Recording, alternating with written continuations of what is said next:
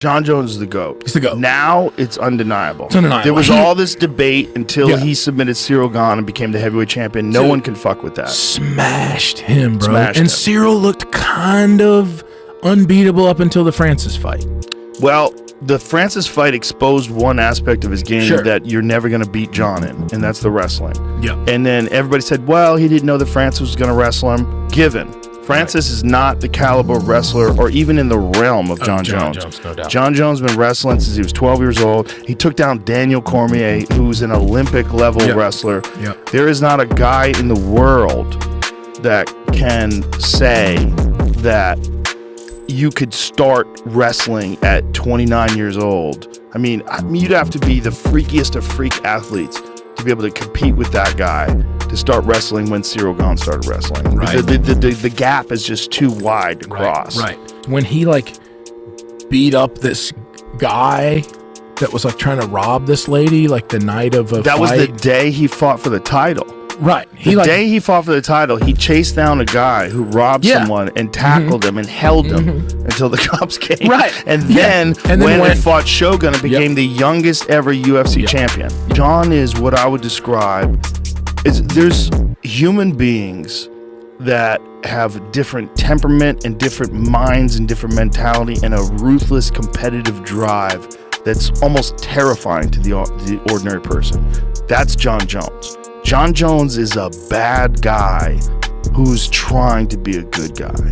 Right. But that guy, if we were living 1,000 years ago, he would be on a horse with the biggest battle axe, waiting in the back, hacking heads off, and everybody would be running.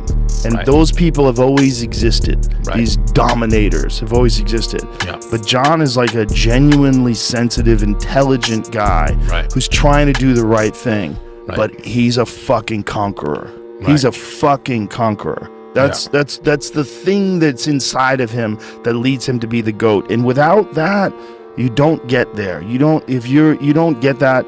You don't get a Mike Tyson without that. You don't get a Muhammad Ali without that. You don't get a Marvin Hagler without that. Yep. You don't get that.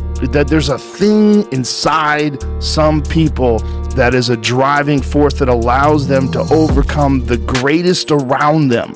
It's a Michael Jordan. It's a 100%. There's a thing, man. Tom Brady. And those motherfuckers are hated. They're always hated. For sure. Because you have to hate them because you can't beat them. It's the 260-inch deer, dude. Yes. Because me and my buddies were talking, it's like, they're like, man, that's not the deer of a lifetime. That's the deer of 10 lifetimes. Yes. Most people will never see that. Right.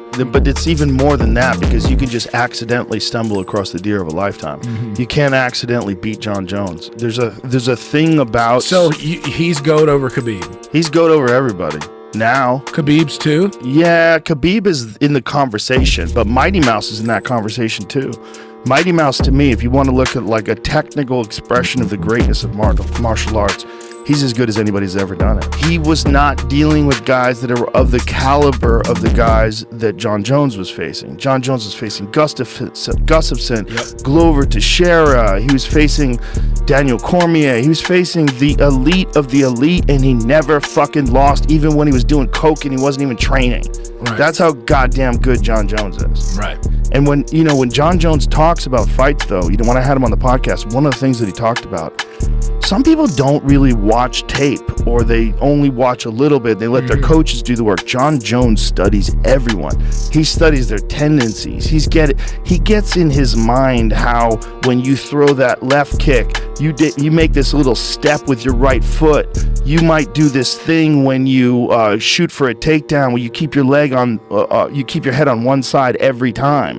You might do this thing where when someone throws a right hand, you always lean to the left. You might do and Jon Jones picked up that tendency, and that's how he knocked out Daniel Cormier.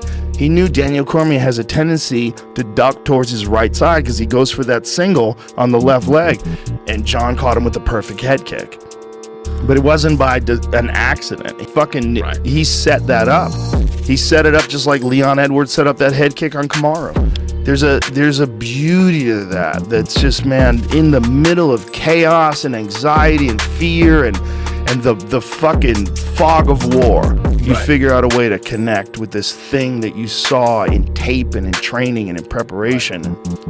So it's with Jon, it's not an accident that he's the GOAT. Even with his lack of training, even with the it's just like he's so fucking talented that he almost needs another Jon Jones to make him compete the way he would, make him train the way a lot of these other guys do. Like, he's so good, he can beat those guys without being challenged by someone like him. Right. Because Jon Jones has never faced a Jon Jones.